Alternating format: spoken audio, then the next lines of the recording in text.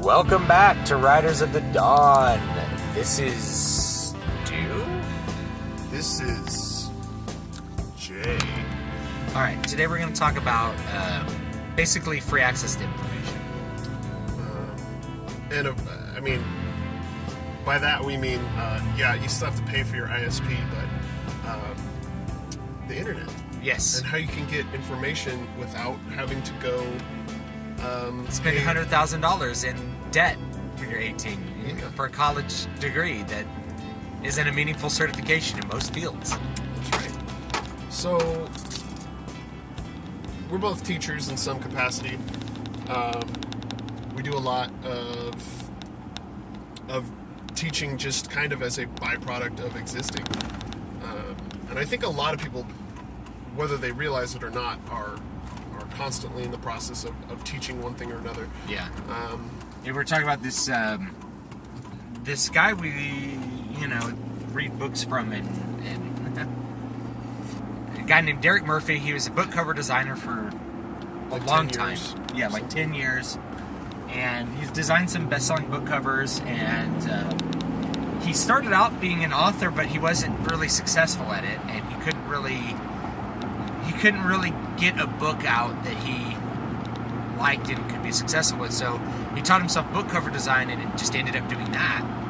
And then this last year he decided, I want to get back into being an author, and so he did that successfully.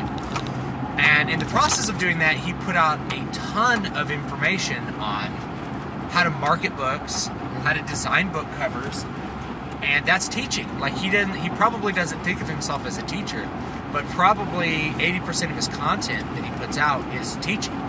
It's teaching people how to write better stories, or how to market their book, or how to design better things visually, and all those sorts of things. So the teaching aspect of that is really, really, really valuable to me because that's something that's like my skill set. I didn't start off with a skill set that's like, I know exactly how to market books to people. Yeah, it's like I had to learn how to do that. Yeah, or even I know how to write books or screenplays. It took a long time for both of us just to figure out what the hell we were doing. And in this teaching process, of course, now I'm interested in the guy's work. I read his Guerrilla Publishing book. Yeah, Guerrilla Publishing. So he came out with a little ebook called Guerrilla Publishing. It's not particularly long, but it's extremely straightforward with most things. It's written really simple, easy to understand terminology. It's not verbose or anything like that, considering it's a book about how to write in a certain sense. I do recommend it. I don't know how much it costs on Amazon, but if you are looking to get into the independent publishing game, it's a really good place to start because it'll teach you the stuff that's really critically important for basically selling your book without spending a crap ton of money. Yeah. And what the advantages are to you being an independent writer and publisher. Yeah, which we've talked about, and I think he mirrors a lot of the things that we talk about. And one of the things he said that I had never considered, but he said independent publishers have far greater agility in the marketplace than traditional publishers do, which is really true. Really true, and I'd never thought about that. Because if you see something as hot, and you have over the years built up your process, and you understand how your process works, you can knock out a book really quick and jump into that marketplace. Yeah, hit the market really hard. Know exactly how to build your platform to sell that for you. Yeah. And while the other publishers are off talking to agents trying to find a similar manuscript, you've already put your book in the market, and you've already collected money from that, from that reader base that's interested in a particular kind of story. Yeah. And you've already achieved success there. And so, yeah. So all of this, the book wasn't free, but all of this guy's YouTube content is free. He's got a blog, Creative Indie, which is mostly free. He sells services on the site, but everything else that's on the site is free. Yeah, the information's free. The services aren't free. He sells templates, like cover design templates and that kind of stuff, like the files. Basically, you can buy the files from him that already have covers in them that he's just designed as example covers, so that you can look at that and just replace. You can replace those things with your content, your picture, your typefacing, or your title, and then you basically have all the design elements to have a properly selling book cover in a particular genre ready to go. That's a big value if you don't want to pay him or somebody else to design a book cover, because it could cost hundreds of dollars to design a book cover. And I'm not going to say that hundreds of dollars is not worth it, because you need a good book cover. But even if you spend it, you may not be getting a well-designed, proven style of book cover for your genre. You may, because there's a lot of people out there who design book covers, and they don't necessarily understand all the genres the way that Derek Murphy actually does for designing thousands of book covers. So that really brings us to the point. So there's all this free information, and it is coming to a point where there's becoming a legitimate alternative to university for a lot of these degree paths.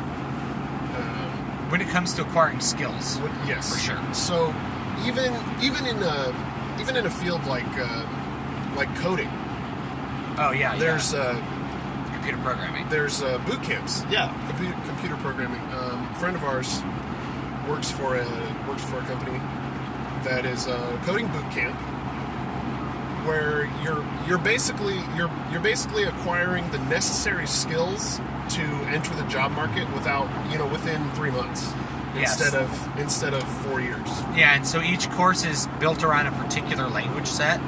You start, you come in having to meet certain prerequisites for understanding basic coding stuff, and then in those 12 weeks, at the end of that, you really, really know that language, or sometimes a set of related languages really well. Yeah. You have a portfolio of programs that you've created and designed, so that you can show them to a potential employer, and then basically you're ready to go in the job market. And that portfolio is what sells your skills, not the education. Yeah, not the degree. Because if somebody comes up with, I have a computer science degree from 1997, well, that means literally nothing in 2017. A 20-year-old degree in computer science, it's like, well, I'm not asking you to fix my Power Mac 7500.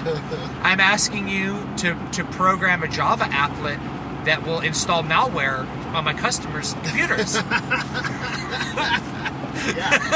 So I can monitor their shopping activity and sell them whatever it is, right? So these especially these skill set job opportunities, we've come to the point in our society where a certification of knowledge is meaningless. Your high school diploma is meaningless in terms of skill certification. Your bachelor's degree is relatively meaningless in terms of skill certification. Except in really specific areas. Yes. Right? So, if you have a bachelor's degree in mechanical engineering, that's a meaningful certification in the field for sure.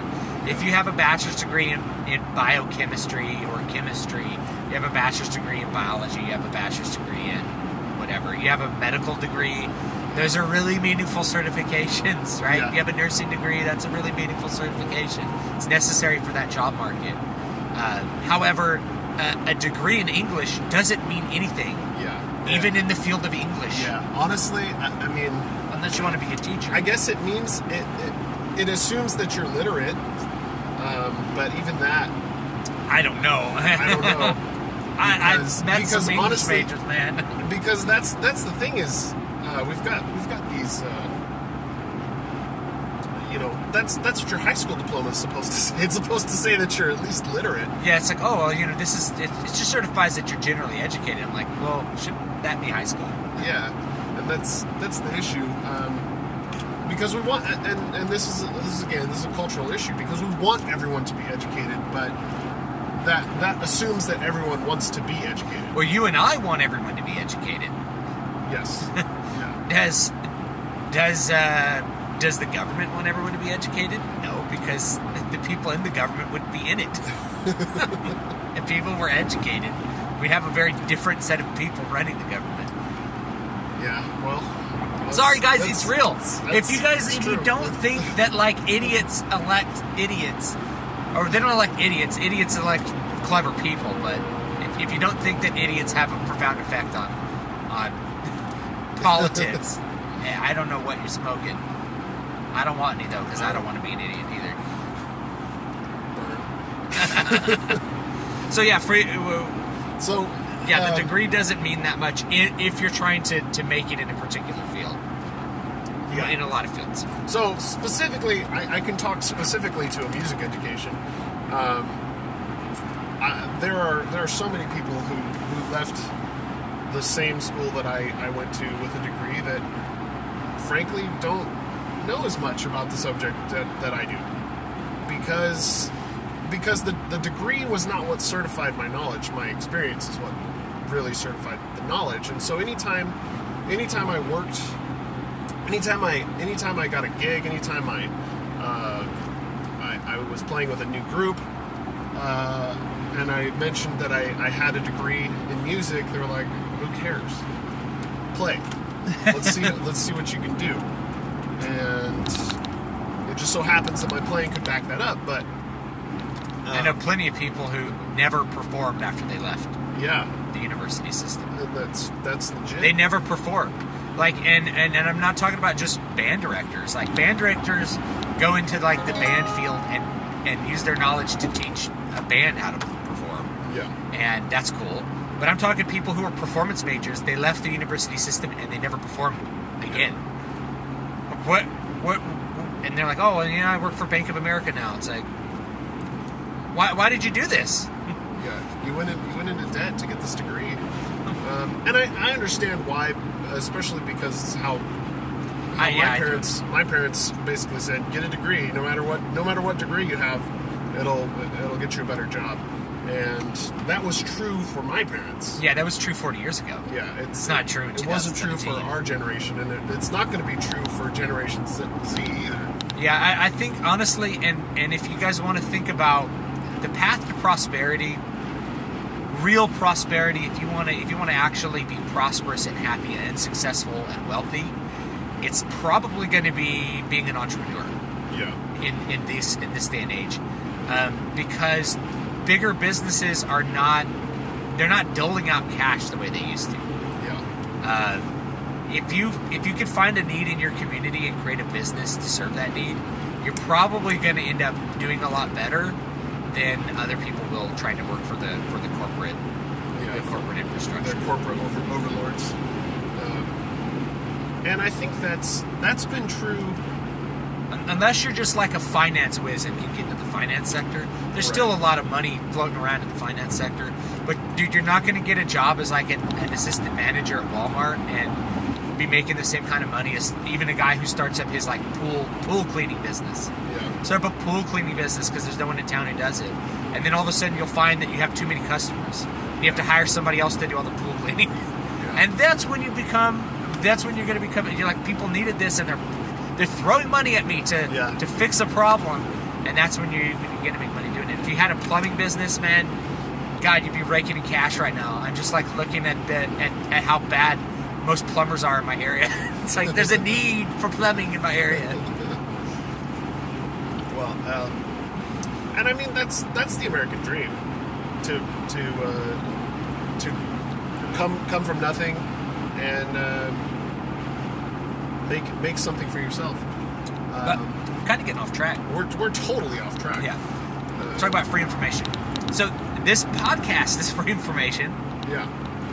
My YouTube channel is free information, and that's actually one of the goals that I started with my YouTube channel. As I said, I want to, and I was looking at, like, I didn't want to continue playing music.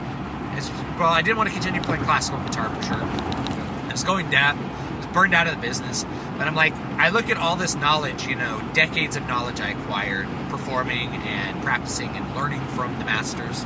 And I don't want that knowledge to just disappear, so I'm going to put it online for free so that people can access it without having to. Because like at a certain point, Juan Serrano's old now. He'll die, and not that far off in the future. And when he's gone, the only thing that's left of his legacy is in my head and in the heads of his students. That's it. So I want to take that and I want to put it out there for other people to get. And I don't like the idea of people having to sign up for $100,000 in debt to access this information that I have. Yeah. And I used to teach college. You guys maybe don't know this. I used to teach at a university and at a college, a 2-year college. So I taught at a 4-year, or however many years you want to go to a university to get a doctorate. And I taught at a junior college. And in both those circumstances, people paid money to come sit in class with me. Sometimes a lot of money. And I don't want people to have to make that kind of financial sacrifice to gain that information. Yeah, especially because the return isn't there. Yeah, think about how much more successful they can be as musicians if they can access the information for the cost of their internet, for pretty low cost, or the cost of watching ads, and then maybe they'd still be able to like donate me $50 and still come out ahead, because normally it would cost them $200 a month to take lessons from me. Yeah. Right? So they're still coming out ahead, and then they don't have a huge amount of debt or a huge amount of upstart expense for them to start applying those skills and being successful, doing what they want to do as an artist, not spending 4 years doing what the faculty prescribes they ought to be doing as an artist, Right. to then have the skills to hopefully do what they want as an artist, being 4 years behind everybody else who just started doing it. Yeah, and that's the real issue that people don't talk about college specifically, is the opportunity cost. I felt like I had just wasted 6 months after I had left college, and I was trying really hard to be gigging full time. I just felt so far behind everyone else who was already gigging, because they knew the people they needed to know, and they had been working on the specific skills that they needed to be in the job market. Whereas I thought I knew the people I needed to know. Instead, I just knew other people who I was competing with, and I had worked on general skills that helped me in the long run, true, but didn't help me get a job, because I still had a lot of practice I needed to do in order to fulfill the need in the area that I was in, because it was much more specific than what I had been working on in university. And so this is something, again, culturally, because we're so specialized as a labor force. You have to be hyper specialized. And who was the economist who talked about niche markets? John Nash. Oh, Nash, yeah. Nash. Know? I mean, he I'm trying to remember the name of the economic theory. But a beautiful mind, if you guys watch. Yeah, watch they kind of explained it in a dumb way, but it works. It works.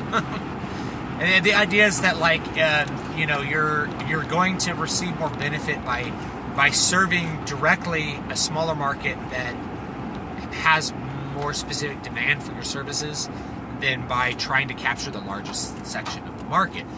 So that's why you have the existence of things like Twilight Force. Yes. So Twilight Force is like, there's these guys Jay and Stu over in Modesto that really like orchestral fantasy metal, and nobody else does, but they're they're gonna buy all our stuff. Yeah. So we're gonna make it for them. Yeah. That's, you look at like whatever has the most rabid fan base that's not that big, like Insane Clown Posse. Let's Right. do them. It's like ICP doesn't capture the pop market. Yeah. They don't need to. They have like this little fan base that they speak directly to. Yeah, but they're just rabid. And it doesn't matter if you like ICP or not. The point is, those people do, and they really like them, to the point where not only do they buy everything that ICP sells, they go to like the ICP convention Yeah. and buy tickets to like the ICP mega concert that they have wherever they're doing it. and they put on their clown makeup and buy the ICP branded clown makeup and buy the ICP shirt at the show and buy ICP shirts for their kids. Like the money, like that smaller market is just so valuable to them. That's how they're able to make a living and be successful. And frankly, I think ICP has a great relationship with their fans, and they love their fans, and that's partly how they're able to do that. Yeah. That's how they're successful, is they really are looking to sell exactly what their fans want and need from them. And so the labor market is the same. If you get a general skill, it's great, but you're going to need to specialize in some way to differentiate yourself. Or really just to serve the market in your area. And colleges are not going to prepare you for a specialization. Again, except for the very specific instances of certification. Yeah, here's what I would do if I wanted to be an educated person in 2017. Is I would find a need in my community and start working on ways to get the skills to serve it and make money doing it. And in the meantime, I would go to a college or a university, and I would basically only take logic courses. I would take philosophy and history courses, because that is what's going to create a strong, independent thinking mind that's able to discern truth from unreality. That would be my advice. Take philosophy. I mean, even if you learn philosophy from a communist professor, if you get enough exposure to ideas, you're going to end up thinking on your own a little bit. Yeah. Especially if you're already out in the job market. Like, wait, no, that's dumb. I'm already out here making money doing this. You know. Yeah. You're gonna have some immunity to that. But yeah, I would take history courses and learn a crap ton about history, because that's just going to inform your worldview insanely. Well, and not only that, there's hundreds, if not thousands, of history podcasts. Oh yeah, yeah. All they do, they just talk about history, and you're going to get a much broader sense of perspective from a bigger pool of podcasters than you would from a single professor who went through. And the curriculum's also set ahead of time, so professors actually don't have as much control over curriculum as you think. Yeah. So in a lot of cases, it's set ahead of time. It's not as much in a public school. Like, this is the thing. Like, oh, we need great teachers in public school. It's like they're only teaching what's pre-prescribed for them to teach. The standards and the curriculum that's pre-prescribed for them to teach. So the ability of a great teacher to make a difference is extremely limited in a public school environment, and it's less limited in a college environment. But it's still, the curriculum's a little bit set. And yeah, you're going to get like a broader idea. If you're interested in history, there's a million books you can just go read on it. My point is, like, if you're going to take something from college, take that thing which is going to give you the actual general knowledge. It's not going to be,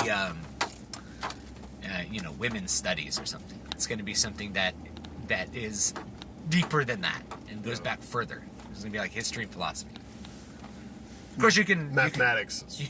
You can watch YouTube. You can watch my channel and get a lot of philosophy and logic. Probably more than what you get in a standard university class, if I'm being honest, when it comes to, like, sophistry. Yeah, which people don't teach arguments. They think they teach arguments, but really they're just teaching debate. Yeah. The debate is sophistry. Yeah. Most of the time. So, I think that's going to do it for us today. Free information. You're listening to it. We hope you enjoyed it. This is Jay. You can find me at MatthewJWellman.com. This is Stu. You can find me at DavidVStewart.com and DVSPress.com. You guys have a great day. Or don't. Do whatever you want.